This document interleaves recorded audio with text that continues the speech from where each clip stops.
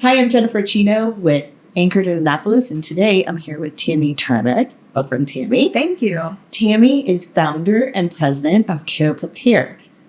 Welcome. Thanks. I'm so excited to have you. I'm so happy to be here. Would you mind telling us about your foundation? Sure. And sort of how it got started? Sure. So it's a nonprofit 501c3 organization, and it was created as a brainchild of mine because I saw a need for easier access and understanding for advanced care planning.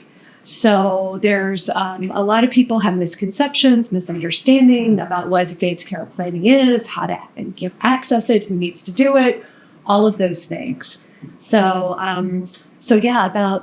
started honestly a year and a half ago, and we officially launched back in December, but the process started a while before that. That's great. Yeah. And it's so interesting because I know even just starting into the estate planning and we did our will, a lot of those conversations can be very scary and intimidating to have. So I'd imagine that part of the conversation is sort of addressing, acknowledging that, and sort of making it as easy and as not scary as possible. Absolutely. So our sort of mantra is that we want to make it easier to learn about, talk about, and document what you would or wouldn't need for health-related issues before a medical crisis, because that's the key piece right there. A lot of times it's a little too little, a little too late. Yes. And can you explain to everybody why it's important to have that?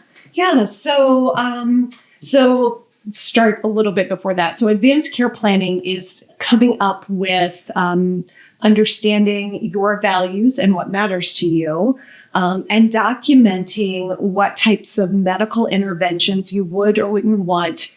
And it's specifically for end of care life or at that very healthcare crisis where there's going to be a lot of options for medical interventions. It's really important to try and think about it and talk about it before it actually happens, because when it's happening, right, there's so much going on emotionally and medically and the whole thing. When should somebody think about starting to have these discussions? So, it's interesting.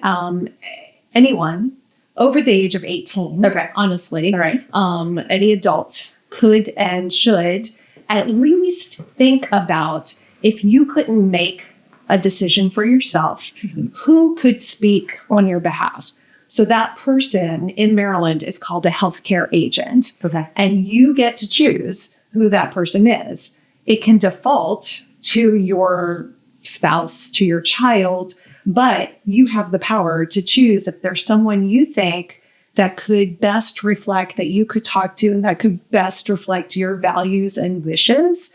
That's the person that you can document and name as your healthcare agent. Sometimes they're called medical power of attorney. Sometimes they're called durable power of attorney for healthcare. There's a lot of different terms that are used for that person. Okay. But that person in Maryland is considered a healthcare agent. What was interesting, my first experience into this, because we happened to be doing estate planning when my daughter was going to college. Okay. And so they brought up the fact that just because she's your kid, once she's an adult and she's in college, we have no say in anything healthcare related. So they actually put together a document that the colleges provide as well, that would allow us to be her healthcare agent. Correct. Okay. Yes. So that was because it never occurred to me. Right. You don't think about that stuff. You think, right, well, that's my daughter. Of course I have to say. Right. Exactly. Exactly. So it can be as simple as something like that. But I think that's a good segue into having that conversation, because it doesn't necessarily have to be scary, but I think people make assumptions. So are there any other sort of misunderstandings or misconceptions about that? Yeah. So I think sometimes people feel like, okay, I've gone to my attorney. Mm-hmm. I've done my advanced directive. So if you think about advanced care planning, that's the process. Advanced directive is the legal document that comes up from doing that process with planning. Okay. So you have your advanced directive, and that part of that is that naming of your healthcare agent. Okay. And then the rest of it is the written part of your thinking about what you would or wouldn't want. Okay. So you have your advance directive. It encompasses the healthcare agent. There's this other piece that a lot of people aren't familiar with called the medical order for life-sustaining treatment. Okay. Now, sometimes people are familiar with it if you've had to go in for surgery or if you do have a serious health condition. Sometimes you'll hear about this MOLST form. Yes. Okay. And that's a medical order. Okay. So that it's part of the advanced care plan, but it's really targeted for folks that have serious illness, that have some sort of, issue that it's going to need to be immediately enacted. So you think of your advanced directive as sort of future thinking. Okay. Medical order is here and now, man. This is what we are doing. Okay.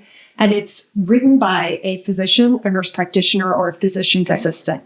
Those are the folks that can write that medical order. Again, if someone has a life-limiting or serious illness or an older adult that has a lot of health conditions, it's really important to have that document. Okay. Because if they don't, and this is the piece that a lot of people aren't aware of, if they don't, and they have a health crisis, say a cardiac event, right? 911's called, the EMT crew comes out. That crew is taught to perform full CPR, full resuscitation, unless you have a medical order that says not to. Okay. So that piece, a lot of people aren't clear of, especially I'm talking the older adult population. It's like, oh, I met with my attorney. I've got my documents. We have it done. Everything's good. And then they're not really familiar with the medical order for life-sustaining treatment that needs to be done if they don't want any intervention. Okay. If they do want it, that can be kind of tampered down. But if they don't want anything, say you're 95 years old, you're like, I've lived a good life, I don't need all the chest compressions that happen when someone has CPR.